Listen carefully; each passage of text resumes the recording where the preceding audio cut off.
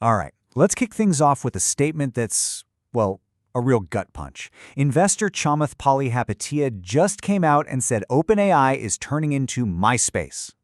Yeah, MySpace. Think about what that means for a second. You remember MySpace, right? The undisputed king of social media, until Facebook came along and just completely ate its lunch. The suggestion here is that OpenAI, the giant we all know, could be facing that exact same fate. It's a seriously bold claim, and it perfectly sets the scene for the absolute war for AI dominance that's happening as we speak. And that kind of pressure, it's forcing the market leader, OpenAI, to hit the panic button.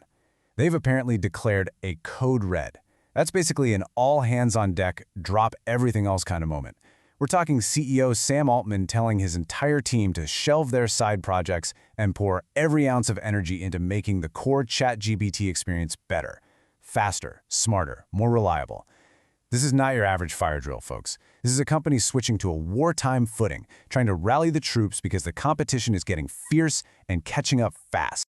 So, why the code red? Well, this chart right here tells the whole story. Just a little over a year ago, OpenAI had a staggering 90% of all generative AI traffic. I mean, they were the market. But look at it now. That number's down to about 70%. And you see that other slice of the pie? That's Google's Gemini, rocketing from basically 0 to a solid 15% market share. That's not just a little dip for OpenAI. It's a huge shift. The game has changed. It is absolutely a multi-horse race now. Okay, so you've got this massive fight happening at the top, but what does that actually mean for the rest of us, right?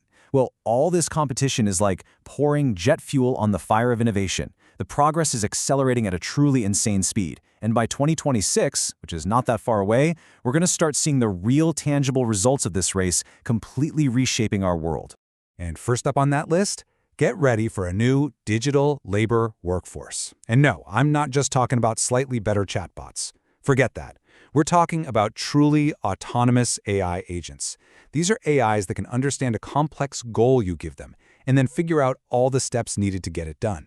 You can think of them like digital employees. Seriously, they're here to extend what we humans are capable of, taking on really complex knowledge work and just multiplying our productivity. So how does this digital workforce work?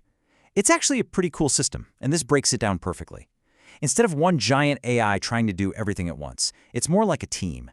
You've got a planner agent that's basically the project manager. It takes your big goal and breaks it down into small, manageable tasks. Then it hands those tasks off to specialized worker agents. Maybe one is a coding expert, another is great at research, and once they're done, a critic agent comes in. It's the quality control, reviewing the work, flagging any problems, and sending it back if it's not good enough. It's a whole collaborative system, all run by AI. And don't think for a second this is all just happening on our screens. Nope. AI is breaking out into the real, physical world. By 2026, we're expecting to see humanoid robots finally move out of the research labs and into commercial production. These things are powered by AIs that can actually understand and interact with the physical environment around them. At the very same time, AI glasses from the big guys, Apple and Google, are probably going to go mainstream. This is going to totally change how we interact with tech and kickstart a huge shift to a voice-first society. Get ready to talk to your computers a lot more than you type.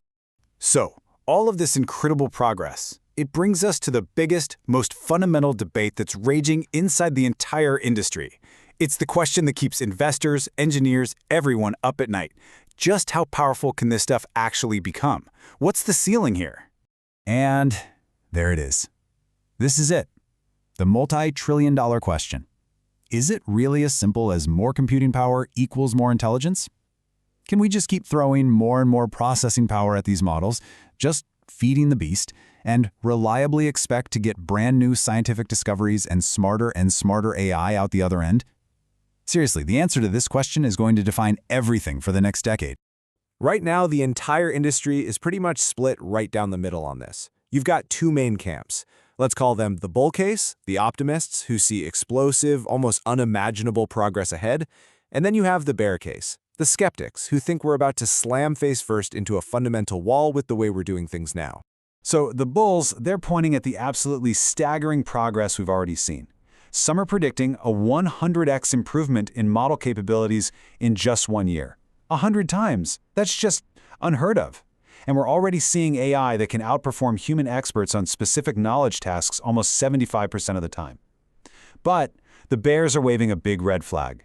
They argue that large language models are just really good at predicting the next word in a sentence, and that's about it. They say these models are reaching their limits because they don't have real, on-the-job learning. They can't learn from experience and generalize that knowledge the way even a small child can. But you know what? This massive technological push isn't happening in a vacuum. It's being met by an equally powerful human reaction.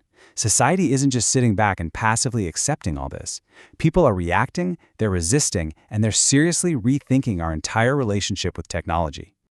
And one of the most fascinating things to come out of this is something you could call an offline renaissance. People are just getting tired of it all. Tired of the constant arguments online, the endless doom scrolling, and especially the low-quality AI-generated slop that's starting to clog up the internet. So what are they doing? They're choosing to unplug. They're reinvesting that time and energy into real-world communities and experiences. Think running clubs, book clubs, even a comeback for flip phones. It's a real trend. And look, this isn't just a feeling or a vibe.